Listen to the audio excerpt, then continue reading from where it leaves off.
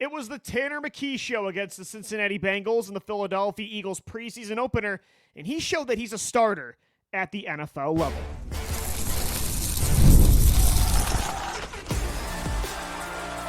You are Locked On Eagles, your daily Philadelphia Eagles podcast, part of the Locked On Podcast Network, your team every day.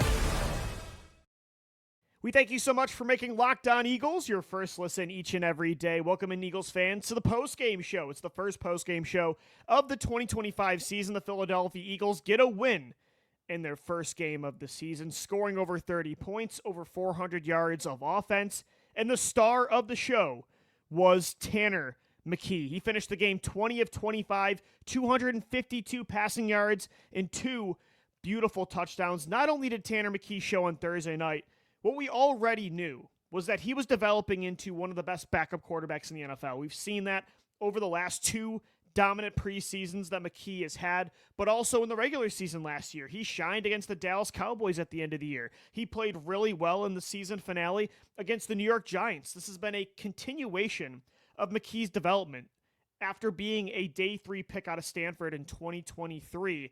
He is exactly who Howie Roseman envisions he's getting every time he invests a draft pick in a quarterback to be that long-term QB2, that if your quarterback goes down, which has happened a lot in the Howie Roseman era, it's happened a lot in Philadelphia Eagles history, you can still win. You can win championships. You can still compete for the playoffs with your backup quarterback. Not only has Tanner McKee proven that tonight and over the last couple years that he is that player if Jalen Hurts goes down, I truly still believe the Philadelphia Eagles could be a title contender or at least win the division with Tanner McKee, but he also showed you he could end up being the other thing that makes Howie Roseman want to invest so much in QB2. It's having the cake and eating it too, of having that high-level backup that, again, you don't drop off if that player is in your offense, but also down the road, another team might want that player to be their starting quarterback. It happened with A.J. Feely. The Philadelphia Eagles found a way to get a second-round pick for A.J. Feely in the early 2000s. They found a way to turn Kevin Kolb into a second-round pick. They found a way to turn Sam Bradford into a first-round selection. Heck, even this past year, I don't think Kenny Pickett was good last year in the regular season games he played against Washington, against Dallas. I think Kenny Pickett was worse than Tanner McKee last year in spot starts for Jalen Hurts. And yet they still got day 3 draft picks and another quarterback in Dorian Thompson-Robinson for Kenny Pickett. Tanner McKee, this is a player I could totally see. And if he had mobility, it would be a slam dunk that someone is calling Philadelphia with that kind of size and arm talent. If he did not have the mobility of a dump truck, I think a team like the Pittsburgh Steelers next year when Aaron Rodgers retires would say, here's a first or second round pick. I think a team like the New Orleans Saints, who have Kellen Moore as their head coach, who's familiar with Tanner McKee, who have Tyler Shuck and Spencer Rattler right now as their quarterbacks. I think somebody like Kellen Moore would be dying to trade for Tanner McKee. And not just if he had mobility, but even who he is right now. He is so advanced as a pre-snap and post-snap processor.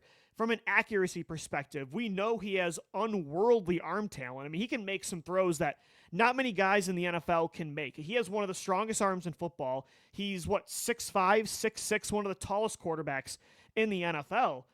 If you are okay with having a pocket passer as your starting quarterback, and I think there are some teams still out there that are okay with that, then Tanner McKee, I think, is a starting level quarterback in the NFL. Again, he was shredding Cincinnati up today. 20 of 25, 252 yards, 2 touchdowns, no interceptions, just an lethal and ungodly performance from Tanner. And I think teams might call up, I'm thinking at the end of this year, I'm talking like maybe the Pittsburgh Steelers or New Orleans Saints. Are we sure teams aren't going to call right now? What if there was, and knock on wood, I don't want anybody to get injured. We had a couple serious injuries today across the NFL in the preseason, and that absolutely sucks. But what if a 2016 situation did happen again, where in that instance, Teddy Bridgewater goes down, the Vikings have playoff aspirations, and boom, the Eagles get a first-round pick for Sam Bradford. What if that happened with a playoff contender like the Miami Dolphins that don't want to give up on another year if, God forbid, Tua gets hurt? Or I don't know, any situation like that. What if they don't believe in Minnesota that J.J. McCarthy is quite yet ready? Or, again, maybe New Orleans or Pittsburgh come calling. Who knows? But Tanner McKee, it doesn't matter what teams would call. I think there will be teams that call the Philadelphia Eagles, whether it's this offseason or next, that want Tanner McKee to be their starting quarterback. And it's going to take at least a 2, in my opinion, for Philadelphia to get rid of him. Because, again, we have seen how important the backup quarterback role is in Philadelphia. And I truly do believe, and I'm not going to let people aggregate this and say, see, even Philadelphia podcasters think Jalen Hurts is a system quarterback because they say Tanner McKee could come in and do the same thing. Absolutely not. He would not be near the level of player of Jalen Hurts in this offense from a long-term perspective. But can Tanner McKee be your Nick Foles that gets hot at the right time if Jalen Hurts got hurt at an inopportune time and takes a loaded elite roster, I think the most talented roster in football, to the playoffs and even win playoff games? I could see it. It was hard to not see Nick Foles tonight in Tanner McKee. I really do think they're very similar players. They're so aggressive. They really trust their guys, their pass catchers. They give them chances to make plays downfield, contested catches, back shoulder throws. Neither one is really all that mobile, but play really well in the confines of an elite offense. I'm sorry, I know I'm getting ahead of myself. It's the first preseason game. I'm going to overreact. I'm just excited that Philadelphia Eagles football is back. But it's hard to not get excited about watching what Tanner McKee did today. And I think he was the better quarterback than Kenny Pickett last year. And I think he is clearly not only the second best quarterback on the Eagles roster, but I think you'd be hard-pressed to find as many backup quarterbacks that you can count on one hand that are better than Tanner McKee. I mean, some of those throws, that back shoulder pass today to Johnny Wilson, again, that's how you're seeing him advance in his development. But he's been making those throws since the preseason of his rookie year in 2023. Go check out, if you didn't watch this full game, I promise you, you will not be disappointed. Go watch the Tanner McKee highlights from tonight. He was unbelievable, but so were his pass catchers. Like the receivers, tight ends, and running backs tonight against Cincinnati, they all stepped up. Drafted players, undrafted, veterans alike. I feel a lot better about the Philadelphia Eagles depth chart when it comes to pass catchers after today's performance. We'll get into that and stock up after this first win against the Bengals, coming up next right here on the Locked On Eagles podcast. Today's episode of the Locked On Eagles podcast, we are brought to you by America's #1 sports book. It's FanDuel. Summer sports are in full swing. The preseason's here now. I've been betting on NFL preseason action. Whether you're all about baseball under the lights, golf on the green, or high-stakes soccer action, FanDuel is the best way to make every game even more exciting. You're already following the action. Why not make it a little more thrilling? With FanDuel, you can get in on the game while your friends are getting sunburned at the beach. I've been using FanDuel to track all my favorite matchups, and the app keeps it fresh with new daily promotions and so many fun ways to bet. Whether you're placing a same-game parlay or just taking the Eagles' money line in a preseason game, which is what I did today. I won some money. FanDuel makes it feel like you're part of the action. New to FanDuel, well, new customers can bet just $5 and get $150 back in bonus bets if your first bet wins. So open the FanDuel app today or visit FanDuel.com to get started.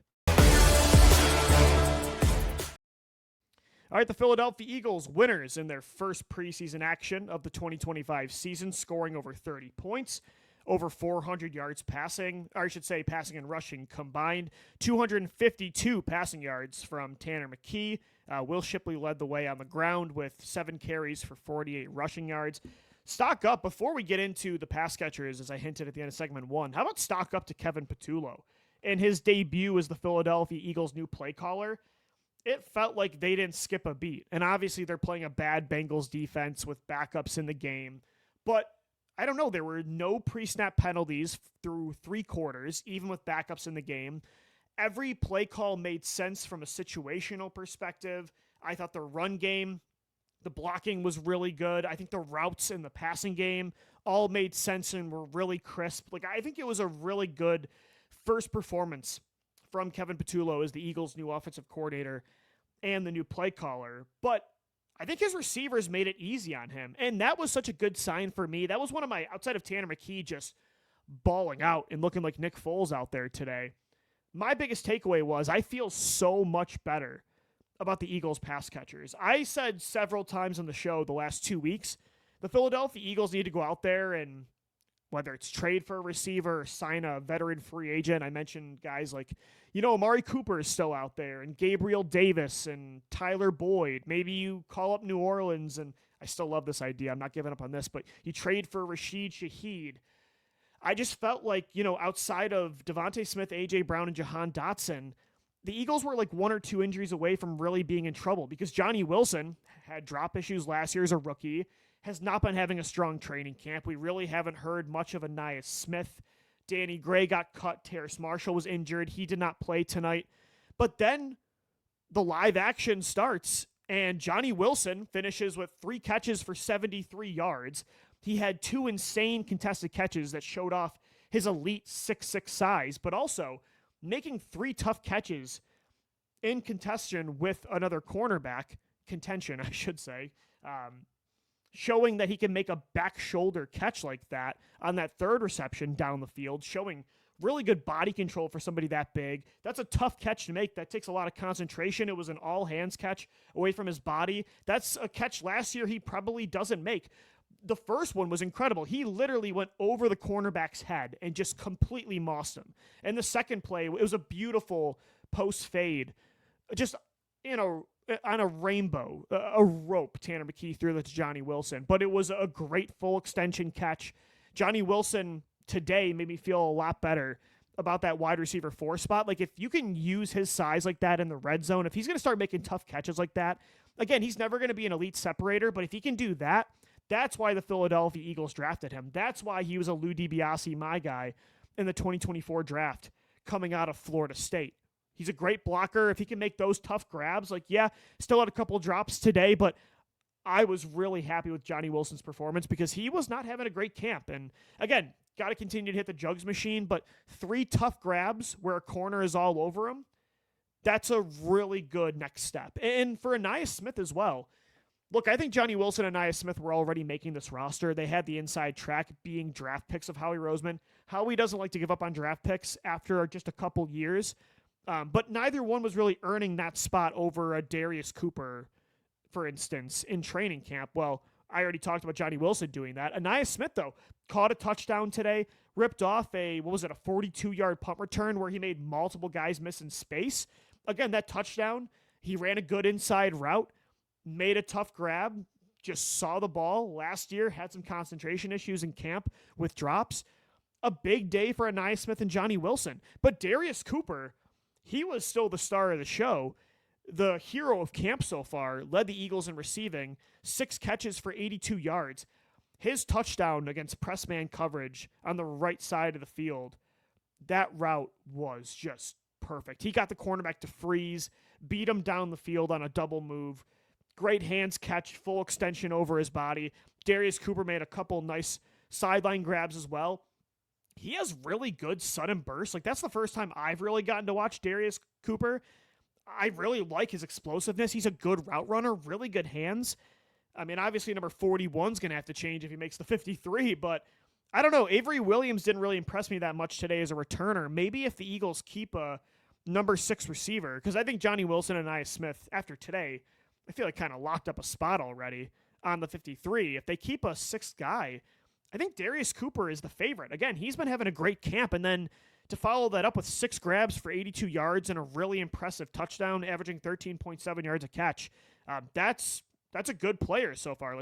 This could be this year's version of a Paul Turner or a Greg Ward or Rasheed Bailey. A lot of the times those summer preseason heroes don't always make the 53. The Eagles could still go out there and make a move, but I think Cooper has some legit ability. Again, his route running tonight and his hands, his body control along the sidelines, really impressive performance. So Cooper's making plays, Johnny Wilson's making plays, Ainias Smith, and then moving up more towards the top of the depth chart, Will Shipley had a huge run today, 48 yards on just 7 carries.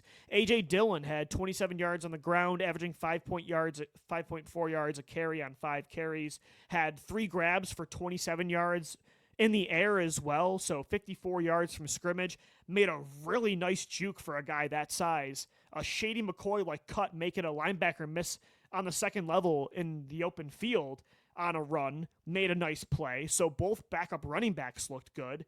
Jahan Dotson made a corner move inside out. I mean, just had a filthy route on press man coverage in the red zone for a first down in the first quarter. Had another grab for a first down. So both receptions for Dotson moved the chains.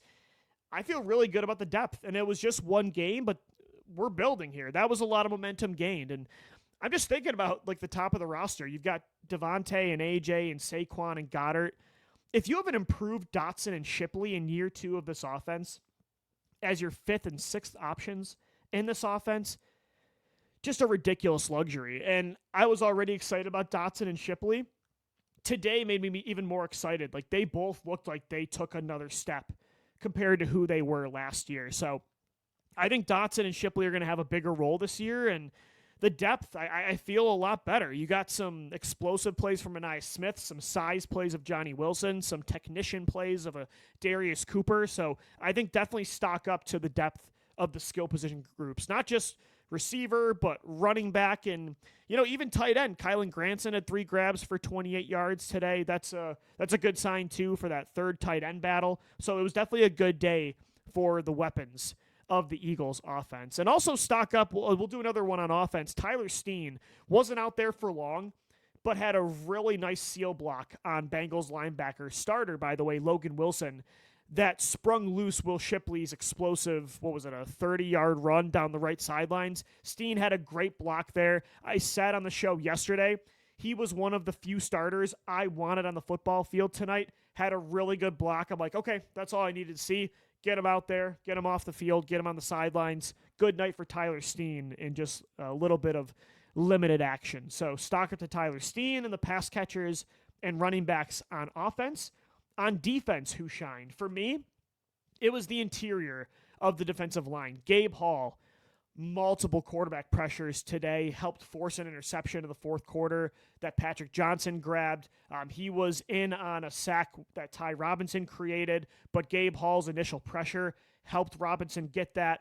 Had another nice pressure early on Joe Burrow in the first quarter. Had a nice run stop in the red zone. I get now why the Eagles, and I heard he was having a good camp, but I saw it up close today. I see why Gabe Hall was beating out Thomas Booker and why the Eagles felt like they could trade Thomas Booker for Bennett, who I think potentially is now going to be their CB2. We'll talk about Ringo and Adoree Jackson later on in segment 3, not for good reasons. But anyway, I get why they traded Thomas Booker away, a guy that was on their roster last year and played some reps in the regular season. Gabe Hall's having a really, really good summer. Training camp and the first preseason debut, he was their best pass rusher of the night. It was him and Ty Robinson, who had a sack in the first half. Robinson had another nice pressure in the end of the third quarter as well. Between those two and Moro Ijoma having a dominant summer, I'm feeling, and Jordan Davis looking like he's in shape, I'm feeling good about the young guys behind Jalen Carter on the inside. I don't feel great about the edge depth right now, but I feel really good about defensive tackle. And then Patrick Johnson, though, he was the one guy in the edge tonight that did shine. He had a sack on one play in the second half. It got negated by a penalty. Follows it up the next play with that interception. Patrick Johnson plays special teams. If Josh Uche and Azeez Ojulari look the way they did today, maybe Patrick Johnson makes the 53. The Eagles drafted him. They like him a lot. They brought him back after a year with the New York Giants.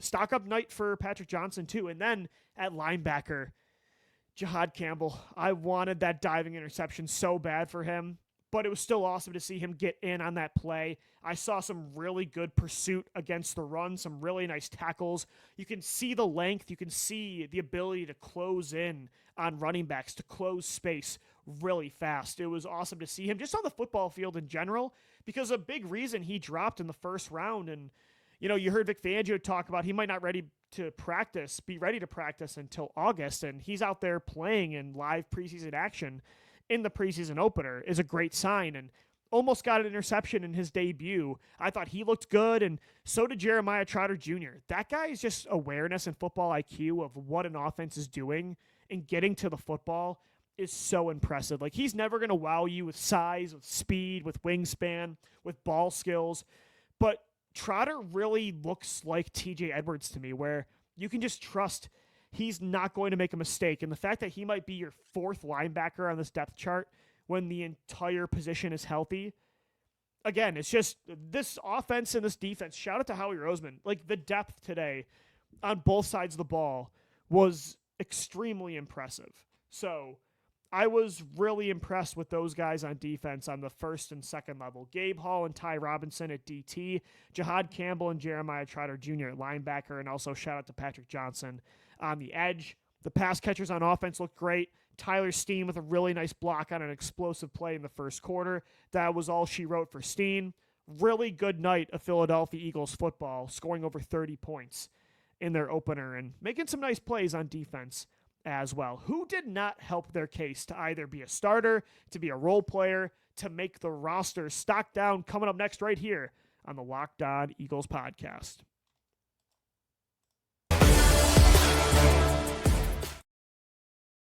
Today's episode of the Locked On Eagles podcast, we are brought to you by Yahoo Fantasy. It's the best time of the year. The NFL kickoff between the Eagles and Cowboys, it's almost here, and that means fantasy football season is back and in full swing. And this year, Yahoo Fantasy is turning things up with a fantasy football experience like never before. This year, me and the Locked On Eagles squad, we're playing over at Yahoo Fantasy, and you should too. Whether you're a first-timer or somebody like me that's been playing fantasy football in one league, especially on Yahoo, since 2009, Yahoo has it all. To celebrate 28 years of fantasy football greatness, Yahoo Fantasy is actually dropping 28 big new features over 28 days throughout August. To kick it off, they just dropped Yahoo Fantasy Guillotine Leagues, a killer new way to play fantasy football on Yahoo, where the lowest scoring team, they get eliminated each week until there's only one team left standing. I started Guillotine last year. It's addicting. And you can also do, though, if that's just not your style, you're more into the classics, well, you can still play in head-to-head private leagues or join a public league as well. Stay tuned for more killer announcements and start playing Yahoo Fantasy Football now at yahoofantasy.com/LockedOnNFL. All right, Eagles fans, thanks so much for tuning in to the first postgame show of the Locked On Eagles, Philadelphia Eagles 2025 season. You can find our show on YouTube Monday through Friday, each and every day, and on all podcast platforms that you get the show in audio form as well. The Eagles score over 30 points, made some nice plays as well on defense, definitely sloppy tackling and coverage, but they made some good plays on defense throughout all four quarters. Overall, a really good start to the season. I think a really impressive preseason debut, and it wasn't just Tanner McKee that shined. Like, as I said in segment 1 and 2, McKee was great. The pass catchers were great. I liked what I saw from some young offensive linemen.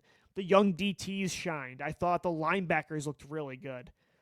But what I will say is there was some sloppy play on defense. Stock down to the defensive line on the edge. I thought Azeez Ojulari and Josh Uche, not that impressive for guys that are supposed to be the third and fourth players in that edge rotation, considering we still don't know yet what we have in Jalix Hunt. Today was not really a confidence-boosting performance from Uche and Ojulari. Uche had one nice pressure in the first quarter that actually drew a penalty, so that was a nice rep by Uche, but I don't know, neither one was really all that impressive, and against backup offensive lines, like, they really couldn't get pressure on the Bengals. That was not really that encouraging. Patrick Johnson was clear and obvious the best edge rusher of the night, which I didn't have him making the 53-man roster on my latest projection, so don't love that. Hopefully Uche and Ojulari can bounce back. They've both been having good camps, though, so, you know, it's one game. I'm not jumping to any crazy conclusions now where they got to go out and call Cincinnati and trade for Trey Hendrickson. Like, I'm not there yet, but definitely wasn't a great night for the pass rushers in general on the outside. The DTs were great. Gabe Hall was good. Ty Robinson was good. I thought even some of the deeper depth on the interior, they made some plays. But on the edge, yeah, like Antoine Powell-Ryland didn't do a whole lot. It was really just Patrick Johnson, so I'd say stock down to the edge rushers. But the big stock down is to the cornerback battle of Kelee, Ringo, and Adoree Jackson. Neither one of them were very good tonight. It was not a very confidence-boosting performance from the corners either. And I will say, I liked a couple reps that Kelee Ringo had in coverage against Jamar Chase and T. Higgins in the first quarter. I do think even on that nice sideline grab that Chase made in the first quarter, Ringo had good coverage. He did blanket him in man-on-man the very next play. I thought he had a really good rep against T. Higgins, one-on-one man coverage in the red zone, stopping him. That's the kind of receiver that I trust Ringo can go about covering consistently. But then you saw the touchdown he gave up against Chase where he just whiffed on a tackle. He over-pursued. He took the wrong angle, and he's a stiffer corner. Laterally, he doesn't recover all that well, and that's what I think Vic Fangio is always concerned about with Ringo. It's part of why he won't buy all the way in, and that weakness showed up today, and it allowed, I mean, again, Jamar Chase is maybe the best receiver in the world, but again, Ringo just doesn't recover well, especially against those kind of receivers, and he missed a tackle. That's not going to help his case. Again, I still believe in Ringo. I still want him to be the starter all of this year and give him the chance. I love his strengths and want to use him in this defense. But when you're already weren't really in the good graces of your defensive coordinator, Adoree Jackson's getting as many, if not more, first-team reps than you, and then they go out this week and trade for Jakorian Bennett, and then you make that bad play against Chase, and he got beat a couple times after that too. It wasn't a great night for Kelee Ringo or Adoree Jackson. At least Ringo had a couple nice reps against Higgins and Chase. Adoree Jackson, and again, both of them were playing very soft coverage because of the defensive scheme that Fangio was, dialing up. But Jackson was getting beat like every single play. What I saw tonight from Adoree confirmed to me, that's not a starting corner on a Super Bowl defense. I'm sorry, not for 17 games. Maybe he can be this year's Isaiah Rodgers, a fourth or fifth corner, but I would still start Kelee Ringo or Jakorian Bennett. I think tonight's big winner was Jakorian Bennett because Ringo and Adoree Jackson did not respond well on the field to the Eagles trading for another guy that's going to compete with them. I still think there could be another move to be made at corner. I wonder if they're kind of regretting letting Darius Slay go. I think it was the right call because you got to give Ringo a chance. But if they don't end up giving Ringo that chance, I think they might be like, damn, maybe we should have held on to Slay for one more year, or let's call up Asante Samuel Jr. He's still out there. The corners were not great tonight. The safeties really weren't either. We didn't get to see Drew Makuba, still recovering from a shoulder injury. He dressed for warmups but did not play. Sidney Brown showed off his range and speed, a couple nice plays, but then he got injured. Why? Because he played with reckless abandon. He lowered his head. He missed a tackle and went way too low and ran into the guy with his head and his shoulder and then was out for the game. And that's always the concern with Sidney Brown is, can he rein it in? Can he use that speed and that range, but can he control it to where he's not playing reckless and he's over pursuing and he's missing tackles and he's just trying to kill guys instead of tackle them? He's not, that play he got hurt. Again, he's not using his arms. He was just flying into the guy head first like a rocket, and then he gets banged up. So that's the problem with Sidney Brown is, again, you could see today a couple nice plays where he just came flying in and he wasn't able to finish the plays, but you could see if he puts it all together, he has some elite traits, that speed, that close-in ability, and that hit power. It could turn into a really good safety, but then he makes plays like the one he got hurt and you're like, this is the problem. And this kind of with Ringo and Brown are kind of in a similar boat where they're not going to get the trust of Fangio if they play undisciplined football like that. They're just not. And then outside of Brown, I didn't really think any other safety did all that much today. So I would say stock down to the secondary and the edge rushers on defense. The interior, the spine of the defense, looked good today. The defensive tackles and the linebackers. But the outsides, the edge, the corners, the safeties, outside of Patrick Johnson, it was kind of an off night for those guys. Even Mac McWilliams, wasn't overly that impressive with him yet today, but I would still chalk this up as a win for the Eagles. Not just literally, but I think it's a win for both sides of the football. I think a lot of young players looked pretty good. And I think for the first game, they looked a lot less rusty than a lot of other teams you watch in the preseason. So they've been having some hard training camps. Maybe that's paying off. But overall, I'm pleased with what happened tonight for sure. All right, guys, that's going to do it for today's edition of Locked On Eagles. Thanks so much for making us your first listen each and every day. It's the postgame show. We have plenty more of those for the 2025 season, so make sure you subscribe to Locked On Eagles on all podcast platforms and on YouTube as well. Until tomorrow, thanks so much for downloading, watching, and listening, and let's go Birds. Fly, Eagles, fly.